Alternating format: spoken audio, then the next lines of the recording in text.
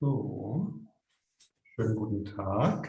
Hello, everyone, and thanks for joining us. I'm sure that eventually colleagues will join in a little while. But in the meantime, we are also very happy to already say hello to Professor Miriam Buiten from the University of St. Gallen, who is our speaker today in the lunch lecture series, Trust in Emerging Sciences and Technologies. And we're very happy to have Professor Buiten as a distinguished expert in the field of law and economics. She studied economics in law at the Erasmus University of Rotterdam, University of Hamburg, and University of Bologna. And is now professor of law and economics at the University of St. Gallen, and she has worked extensively on the question of how to regulate big technology companies and digital sphere more generally. And I think therefore that we have very privileged to have you here with us today, Miriam. I'm very happy that you can give us an overview of the current landscape of regulation concerning digital technologies, big technologies, from a decidedly also European perspective. So thanks very much for joining us, and we're happy to have you here. For the time of the recording, I would kindly ask our guests to perhaps switch off the video, and then when we have the discussion and you want to ask questions, I think we can all switch the videos on. We will record Professor Buiten's talk, but not the Q&A in the discussion. Thank you. All right, then let me share my slides with you. Hopefully you can see them all now. I cannot see you, so if not, then please let me know. Thank you, Philip, so much for the invitation and for the nice introduction. I'm very happy to be talking today about this topic to you all, trust in information technology, regulating big tech. I allowed myself to narrow this topic down a little bit to the problem or the concern about filter bubbles and disinformation, and how possibly or to what extent European regulation of platforms can help form a solution for that. So as Philip already said, so I work a lot on responsibility of online platforms and also the regulation of artificial intelligence. I come rather from the private law perspective, so I won't be talking today about media regulation and so on, but rather be talking about this topic from an EU law perspective. So what are we seeing today? In large parts of the world, social media and online platforms in general are becoming increasingly important as a source of information and for forming opinions. So as we see here on this map with some data from Statista that included a selected number of countries, we see that this problem is actually not, or this phenomenon is actually not as big in Europe as it is in other parts of the world. So in Europe, which other data from Statista show, newspapers, television, radio are still very important sources of information, but in many other parts of the world, social media are really becoming an increasingly important source of how people form opinions. So here's the same graph with some numbers. All the way on the right here, we see Germany and the Netherlands with still fairly low shares of adults who use social media as a source of news, as compared to other countries where this is about 3/4.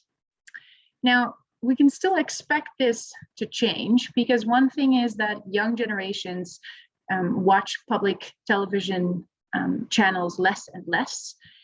And also younger generations use the internet much more than older generations to stream and download audiovisual content. So this is not about news per se, but about audiovisual content in general, but we can expect that for younger generations, online platforms are more and more important source for informing themselves. So what is the background now of all this, or what do we see happening? One thing is that the internet has greatly expanded and facilitated our ability as users to participate in public discourse. Now, this was also one of the great promises of the internet, that now, regardless of your position or authority, you could voice your opinion and join the debate.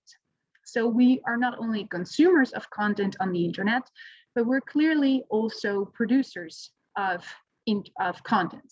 So this user-generated content really spans opinions in blogs or Twitter, photos, videos, pictures. Well, you can imagine all of it. And so that means we're not just getting information out of the internet, but we're also contributing a lot. And overall, this has contributed to the information available on the internet expanding and increasing exponentially. Now, what we have now is such a large amount of information available, so an unmanageable amount of information available that basically we cannot weed through anymore. So basically we can't see the forest for the trees anymore, and we need somebody or some entity to structure and organize this content for us. We need some type of online librarian that shows us that information that we're actually interested in, because it is simply that much. And this is exactly where online platforms come in. So their key task or their key contribution is that they sort information for us. They are basically the librarians of the internet. So no matter if we're talking about news or photos, posts, and videos, or product offers and services, these online platforms use algorithms to select and sort through all of the offers and the content available and show us that what we're interested in. So when we talk about Amazon, that's more about offers, so e-commerce platforms, but clearly this is also where search engines, social media networks, and operating, well, partly Apple and Microsoft come in as well. Now, that means that online platforms, by selecting and sorting the information that is not just available, but that is highly visible to us, have a decisive influence on the information that can actually be found. Because we all know that it doesn't just matter that your information is available online, but that it shows up on one of the first pages of the search engine or one of the first hits on the video sharing platform or the e-commerce platform. And so online platforms have a special relevance for the process of opinion formation in the digital age. And social media become an increasingly important way in which people consume content. So when we go back to my point from before, that thanks to the internet, you can voice your opinion regardless of your position or authority. Now it becomes important how online platforms select what information is prominently visible or goes viral. Is this information trustworthy? Where does it come from? And how is it spread? And this is where a concern comes in about filter bubbles. So the fact that people have a much greater variety of information sources at their disposal than before, this does not mean that they consume more diverse content than they did via television and radio before the internet. So we have suggestion algorithms and filtering technologies that have taken the place of linear programming scheduling and the allocation of broadcast slots. So whereas before we all basically had the same supply or the same offer of content and we could just choose the channel, now with social media networks, so search engines and video sharing platforms, media content is increasingly personalized. And so we all see a different part, a different aspect of the vast ocean of content that is available online. And this personalized algorithm-driven content delivery, that has come under increased criticism in recent years. And primarily, there are concerns that this personalization leads to filter bubbles or echo chambers, meaning that algorithms will repeatedly display content that is similar to what users clicked on before, and that this ultimately limits the variety, the diversity of the media content that people are exposed to. And this ultimately is said to negatively affect democratic discourse. Now, just really quickly, and I'm sure this will be familiar to all of you, but the important part is that this is a direct consequence of how the business models of these online platforms work. Because platforms are not charities, they don't select and sort in the public interest per se, they select and sort to maximize their revenues, their profits. And that their profits depend on advertising revenues in a lot of the cases. So a lot of these platforms are attention platforms. They operate on two-sided markets. They want to bring together users and advertisers, or sellers and buyers. And especially in this attention economy, it is key that we spend as much time on platforms as possible, because the more time we spend on the platform, the more advertisements the platform can sell to us, and also the more targeted these advertisements can be, and therefore more valuable to the platform. So showing similar content to users is simply a strategy that has often proven to get users to spend more time on the platform. And that is why these non-neutral profit maximizing strategies of online platforms could lead to this problem of filter bubbles. I'd like to quickly share this example with you from a Dutch TV show with Arjen Lubach from 2020. And he did a little test there. He removed all his cookies, installed a new browser, and opened a new YouTube account, and then put in the search term, which he considered fairly innocent, PCR test reliable. So the tests for COVID. And then the first hit that he got was a video titled "Invalidity of PCR Test Explained in 5 Minutes." So he clicked on it and he got suggested a video titled "Does COVID Exist? Where is the Evidence?" He clicked on that and was then suggested a number of videos on conspiracy theories about the attacks on the Twin Towers and other topics. So it only took 3 clicks to get there, and it was meant to illustrate how easily you end up in this corner of content on YouTube. So I recommend watching it on YouTube. English subtitles are available for the non-Dutch speakers among you. Now, this is, of course, a nice anecdotal evidence, or a nice anecdote. The empirical evidence on the existence of filter bubbles is mixed. So on the one hand, research does seem to prove that conspiracy theories spread particularly well via the internet, and that the internet contributes significantly to radicalization and also the division of society. Social platforms in particular, so social media networks, can favor the emergence of filter bubbles where people continue to see content that fits with their political views. But other empirical evidence is more skeptical that this is really happening. So the topic clearly got a lot of attention after the 2016 US presidential election. The election campaign featured a lot of social bots on online platforms, which were used on a large scale, which artificially spread opinions and news or fake news on the internet. And of course, then was meant to give the impression that those were statements by actual people. And according to a study by Oxford University, 1/3 of the tweets on Twitter in support of Trump's election campaign were generated by computer programs, and 25% in favor of Clinton.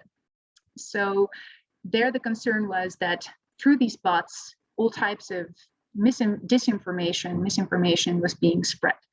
But then others found that actually, when they examined the results, overall, the diversity of viewpoints shared and the sheer volume of information that was disseminated still was never greater than it was before, and if we compared it to traditional media, and that therefore it would be premature to claim that social media was damaging democracy through filter bubbles. So just want to put that out there, that the empirical evidence on this is mixed, but that clearly there is a concern on the trustworthiness of information on online platforms. And so where does the information come from? Is it authoritative? Can we trust it? And is in fact correct information shared? Is the most trustworthy information shared? Or is rather the most radical information shared the most? Now, one key element here is, of course, that when online platforms decide what information will be available and what information will be prominently shown, these decisions are primarily made by algorithms. And these algorithms are largely inscrutable to the public. We see that over time, online platforms have evolved from neutral mediators or neutral intermediaries as they stated for a long time that they were, to rather a form of private ordering where these online platforms set the standards for the information that is available, and therefore, in a way, also for public discourse. So what I'd like to discuss in the remainder of the talk today is if and how EU regulation of platforms can help ensure the transparency and diversity of content on online platforms. So I'll have a look at the proposed Digital Services Act and at some sector-specific rules in the Copyright Directive and some possible other ways in which one could try and improve diversity of content on these platforms, insofar that it's achievable at all. Just very briefly, I usually talk about online platforms. The legal documents usually talk about internet service provider or hosting provider, or even intermediaries. Now that the Digital Services Act has given a specific definition of online platforms, I will distinguish where necessary, but just in general, I will continue to talk of online platforms. So why is it problematic that privately owned algorithms decide about online content? Well, I introduced one of the bigger problems of potential filter bubbles and disinformation, but I'd like to just categorize a little bit the type of problems we're dealing with, just to show how different instruments could help counter this and also the difficulty of doing so. So the first is what I just already mentioned, the growing concern of not only filter bubbles, but also really disinformation in those filter bubbles. So the European Commission understands disinformation as verifiably false or misleading information that is created, presented, and disseminated for economic gain, or to intentionally deceive the public and may cause public harm. And public harm is then primarily in terms of a threat to democratic politics and policy processes, or to health, the environment, or security. Now, clearly now in relation to COVID, we see what is happening, a lot of disinformation being spread, but the difficulty is also that sometimes people will obviously disagree on whether something is disinformation or if it is simply unverified information. And this is really core to the debate here of who is to decide what is right or what is correct. And that really goes back again to the question of where does the information come from and is it trustworthy? But that already makes this problem fairly difficult, because originally we talked primarily about illegal content, and that, at least in some circumstances, is a little bit easier to deal with. If we talk about counterfeit goods, for example, it is easier to say objectively, this is a counterfeit good. Or not. So this is, for example, Amazon has been trying to counter this. They have a program in place where they try to detect counterfeits by tagging products with a unique barcode. In copyright, it can already be a little bit trickier, because sometimes people will tag content as copyright infringement, but then others will say, well, no, that was actually satire, or that was not a copyright infringement. But still, generally, when it comes to copyright, we can define clearly what is illegal. But then, of course, platforms also block all types of content that they find undesirable or harmful, even though it is not illegal. So aside from illegal content, platforms will also remove content that is not in line with their private guidelines. And so here we start seeing that things are a little bit trickier, because platforms now are making decisions on what they think should be visible and available and what not. And it becomes even trickier when you think about the fact that platforms may do this enforcement imperfectly. So as we see here, the examples here, essentially any platform has a notice and takedown system in place, or YouTube has Content ID, which is a whole database of copyrighted content so that it can be taken down immediately. And this combination of filtering and notice and takedown is supposed to make sure that no illegal or harmful content is available. But mistakes are made in this enforcement, and often there's also a question of whether both parties have an opportunity to say their piece. And make sure that the process is transparent and fair. In general, there's a concern that platforms block too much content to avoid any liability. So that's essentially they are saying, well, as long as we remove content, then we are not exposed to any liability for harm. And so it's easier for us, in case of doubt, to just remove content. And this was a big part of the debate and the protests around the copyright directive a couple of years ago, where stronger rules on filtering were being proposed. And especially in Germany, people went to the streets and said, well, we're not going to have any satire or memes anymore because platforms are going to kill it all. And so there was a whole movement to stop the censorship machinery, where interestingly, consumers or users were sort of on the same side of online platforms who, for different reasons, obviously did not want additional obligations. But we see here that that it's not so easy. So even with copyright claims, there is this thing called copy fraud, that people just try to get content down, even though it is not actually protected by their copyright, or that in other ways people try to troll the notice and takedown systems, and that problems arise. So platforms are in a quandary. On the one hand, they are expected to be neutral, even though it's becoming increasingly clear that they are not neutral in the first place. And on the other hand, they are supposed to intervene and make sure that not only illegal, but also other harmful or problematic content is removed. And then when they do intervene, they should do so correctly and not make mistakes. So even if they then intervene and do it correctly, there is sometimes debate about whether they did it in the right way. There's a concern about the growing power that platforms wield over the information that is available, and the design of the algorithms that make these decisions. So this is not an easy spot to be in. It is also not something that is very easily targeted by a set of rules. So here we are with the problem that we are not only trying to combat illegal content, we're not even only trying to combat problematic or dangerous content, but we're also trying to promote diversity. And this is overall, well, these are quite controversial, more controversial, of course, even than the content moderation about illegal content. And so overall, it is something that is quite tricky. So here we have some examples. Essentially, all the big platforms have been criticized over the years for removing or not removing enough content.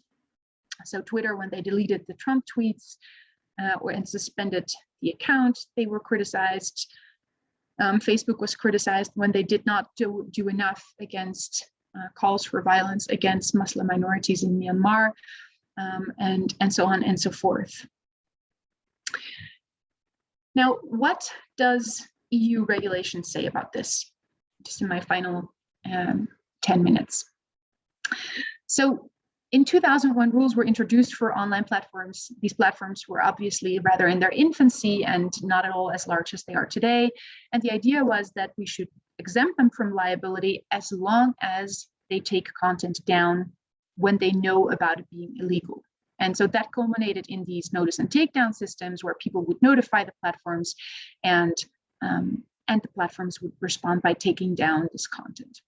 Member states were also not allowed to oblige platforms to monitor all the content on their platforms. And so that was the set of rules. And over time, rules were added for specifically dangerous and harmful content, or also for specific types of services. So we had directives, for example, on combating terrorism, also on audiovisual media services, and on copyright. And now with the proposal for the Digital Services Act, the idea is to really expand these rules from 2000, so to keep the liability exemption, but add new obligations.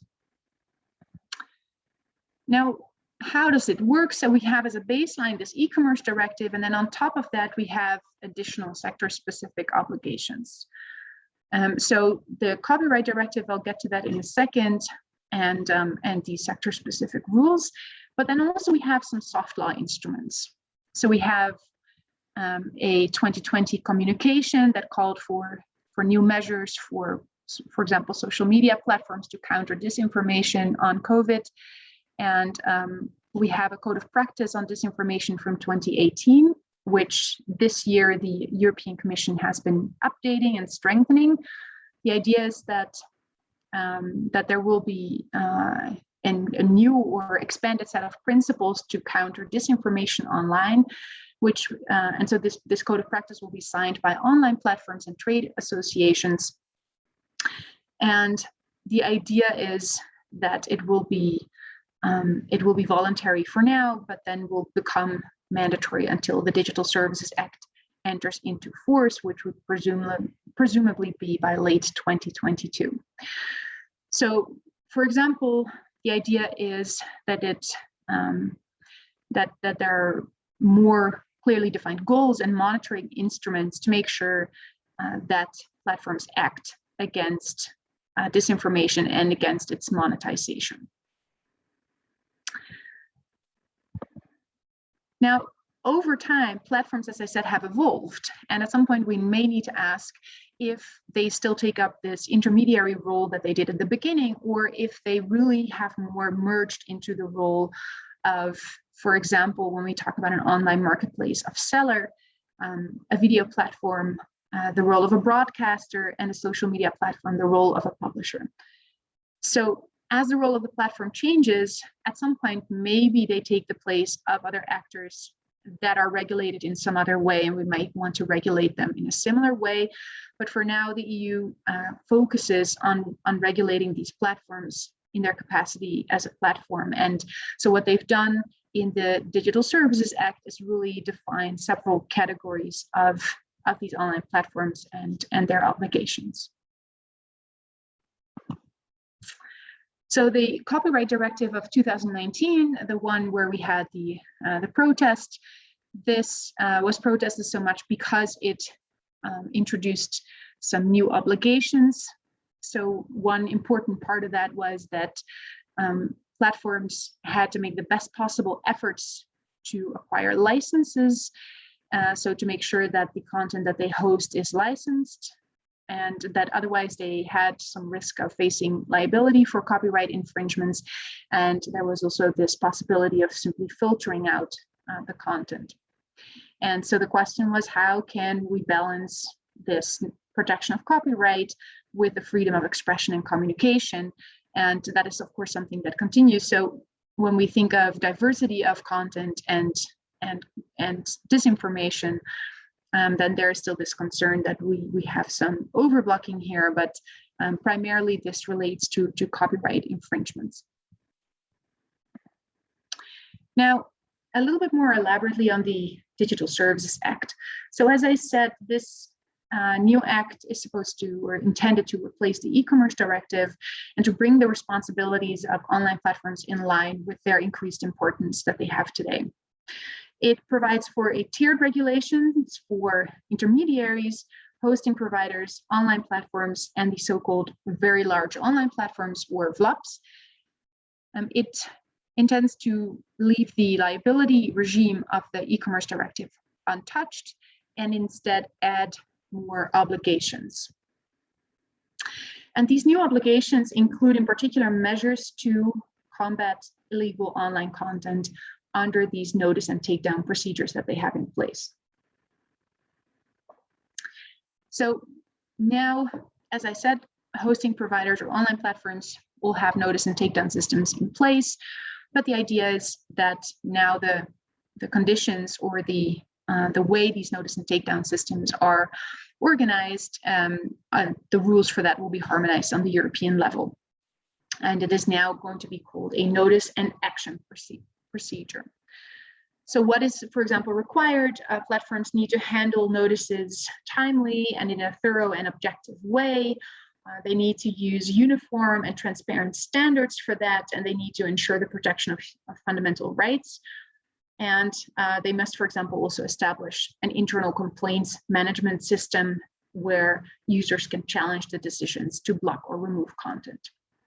And for these large platforms, there are more far-reaching obligations, including risk assessments and additional transparency obligations. So the bottom line is that the Digital Services Act aims to regulate the process of how platforms decide to remove content and to make this entire process more transparent and accountable, so that there's a better way to oversee how platforms are deciding on content being taken down or not.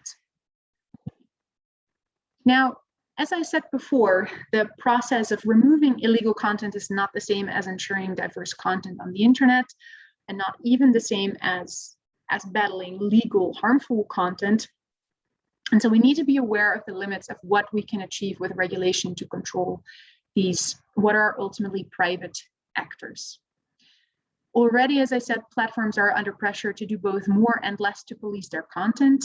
And it is clear that open access to information alone is not sufficient for good democratic discourse, because there is just simply so much information available and it needs to be organized and sorted for us. But it is difficult to actually regulate this process of how it is decided what information will ultimately be prominently visible. And that is also not something that regulation has targeted so far, aside from these soft law instruments that aim to promote it. So what other instruments can we look at if the goal is not only to remove harmful content, but really to go beyond that and look at disinformation and promoting diverse information? Then we need to consider some additional tools. So one that can certainly be helpful is to promote competition, which is what competition law aims to do, but also the proposed Digital Markets Act for sure.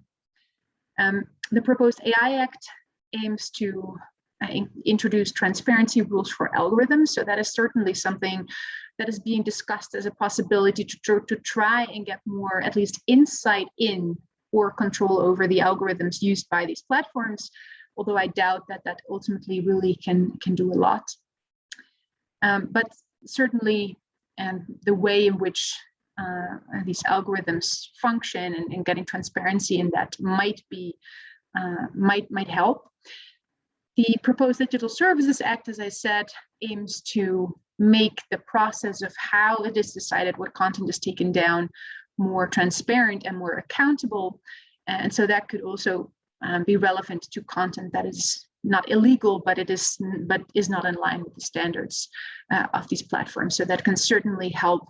So when we think of disinformation or other content that platforms find problematic. And finally, on a national level, European member states may also need to devote some resources to strengthen the presence, for example, of their public broadcasters on the internet, if it is really about diversity of information and making sure that this is not only guided by private profit maximizing imperatives, even though, as I said, the tricky thing there is that we'll have to see what will then ultimately be shown prominently by these platforms. So thank you very much, and I really look forward to your questions and comments.